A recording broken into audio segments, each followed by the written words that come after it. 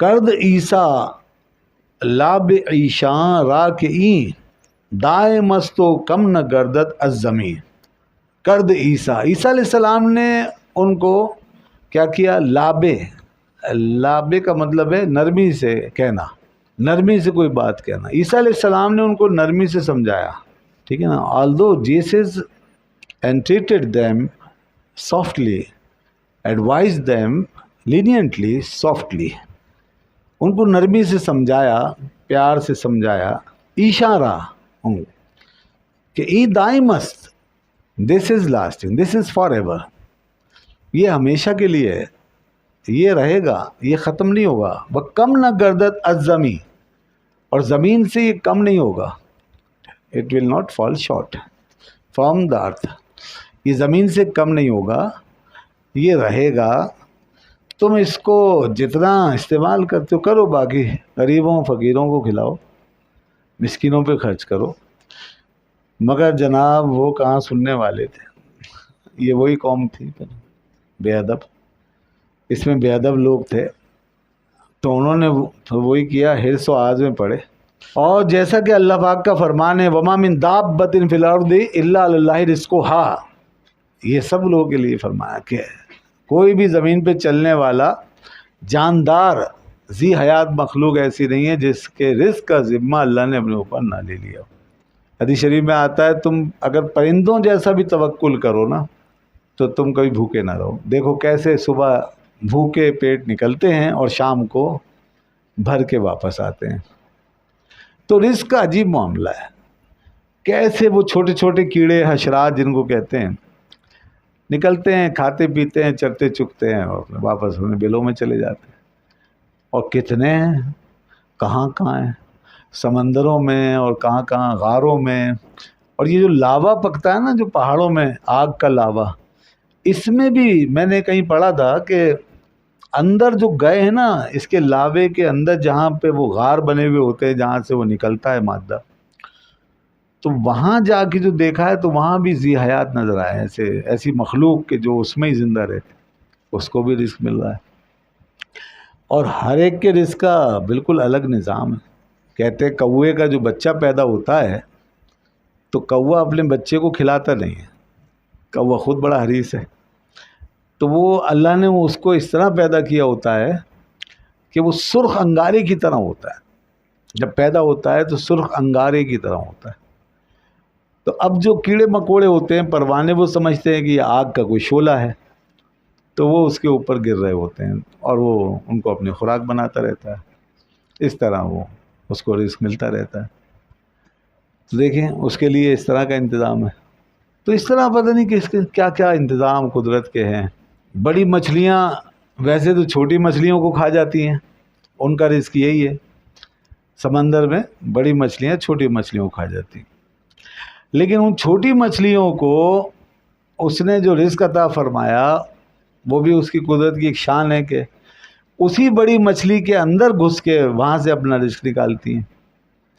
وہ کیسے کہ بڑی مچھلی جب کھا لیتی ہے ایسی چیزیں، گوشت یہ وہ، تو پھر وہ اس کے جو گلپھڑے میں ذرات پھنس جاتے ہیں نا، تو اس کے لیے پھر وہ اپنا منہ کھول کے بیٹھ جاتی ہے سمندر میں، اور منہ اس کا بڑا ہوتا ہے. اب ہزاروں لاکھوں جو چھوٹی مچھلیاں ہیں جن کو رب نے پال کے بڑا کرنا ہے، تو وہ ایسے چھوٹے چھوٹے کیڑوں کی طرح اس کے منہ میں جاتی ہیں اور گلپھڑوں کے اندر گھس گھس کے نوچ نوچ کے وہ سارا کھاتی. اس کو صفائی کروانی ہوتی ہے، اس کا برش ہو رہا ہے، ایک طریقے سے منہ کی صفائی ہو رہی ہے، کیونکہ وہ اپنے آپ تو صاف کر نہیں سکتی. اور یہ جو ہیں پل رہی ہیں اب اس رزق سے، تو اللہ تعالیٰ نے ان کے لیے یہ انتظام کر دیا کہ وہ بڑی مچھلی منہ کھول کے بیٹھ گئی، یہ جاتی ہیں اندر، اس کے کھاتی رہتی ہیں اور صفائی ہوتی رہتی ہیں. اور اچھا یہ بھی دیکھو قدرت کی طرف سے اس کو واضح ہدایت ہے کہ واضح تو ہمارے دیکھنے میں ہے نا، ورنہ تو خفیہ ہدایت ہے. تو جس کو اللہ پاک نے ایک لفظ وحی سے تعبیر فرمایا جو خفیہ اشارے کے طور پر آیا، خفیہ کوڈ ہیں. تو وہ خفیہ ہدایت یہ ہے کہ اس بڑی مچھلی کو حکم ہے گویا کہ وہ اپنا منہ بند نہیں کرے گی جب تک وہ اندر ہے نا جا کے صاف کر رہی ہیں. تو یہ ان کے ساتھ خیانت نہیں کرے گی، اس طرح نہیں کھائے گی ان کو، کیونکہ اب یہ قدرت کی ایک رکھی ہوئی امانت ہے اور ایک کریڈیبلٹی ہے جو ان کے درمیان قائم کی گئی ہے، تکوینی کریڈیبلٹی ہے. ہمیں تو خود بنانی ہے نا کریڈیبلٹی، وہاں اللہ نے بنائی ہوئی ہے، تو وہ توڑے گی نہیں، وہ اس بھرم کو نہیں توڑے گی، اس اعتماد کو نہیں توڑے گی. اور وہ اس وقت اتنی دیر تک جب تک ایک ایک مچھلی منہ میں ہے اس کے، وہ اسی طرح منہ کھلا رکھے گی. پھر جب سب نکل جائیں گی تو اپنا منہ بند کر لے گی.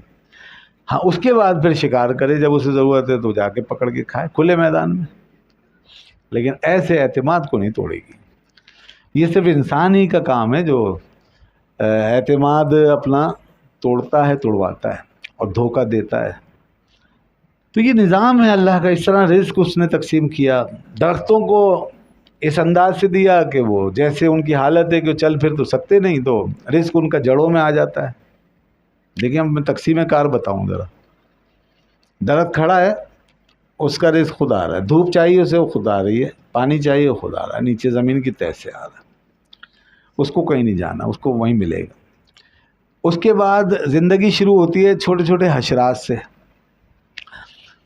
ان کو جو ہے نا وہ تھوڑا سا چلنا چونکہ سکھایا گیا ہے، تو لیکن زیادہ نہیں، تھوڑا تھوڑا، ایک کمرے میں ایک دیوار کے ساتھ 1-2-4 فٹ کا فاصلہ، یہ ان کا سفر ہے، یہ ان کی منزل ہے. بس اسی میں کہیں نہ کہیں کونے میں کوئی نہ کوئی ذرہ، کوئی نہ کوئی ٹکڑا رزق کا، خوراک کا آپ کے ہاتھ سے گرا ہے، وہ بس ان کا حصہ بن رہا ہے. تو جو یہ گر جاتا ہے یہ ان کے کام، وہ چلتے ہیں ساتھ ہی تھوڑا سا کہیں مل جاتا ہے تو وہ اسے پکڑ کے سیدھے اندر لے جاتے ہیں، کھا پی لیتے ہیں. چیونٹیوں کا بھی یہی حال ہے، کیڑے مکوڑوں کا بھی یہی حال.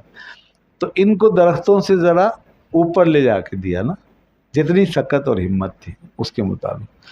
پھر اس کے بعد جیسے زمین پہ بھاگنے دوڑنے والے چوپائے ہیں، جانور ہیں، کتے بلے ہیں، یہ لانگ ٹریول کر سکتے ہیں، لمبا سفر کر سکتے ہیں، زیادہ ڈسٹینس ہوتا ہے طے کر سکتے ہیں. تو ان کو بہت سی جگہوں پہ الگ الگ مل جاتا ہے، اس طرح کچرے دانیوں پہ مل جاتا ہے.